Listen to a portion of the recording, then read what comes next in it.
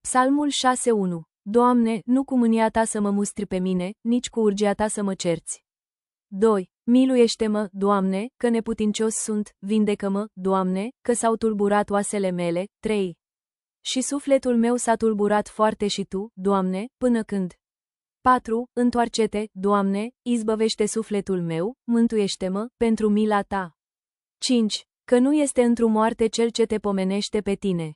Și în iad cine te va lăuda pe tine. 6. Ostenitam într-o suspinul meu, spăla voi în fiecare noapte patul meu, cu lacrimile mele așternutul meu voi uda.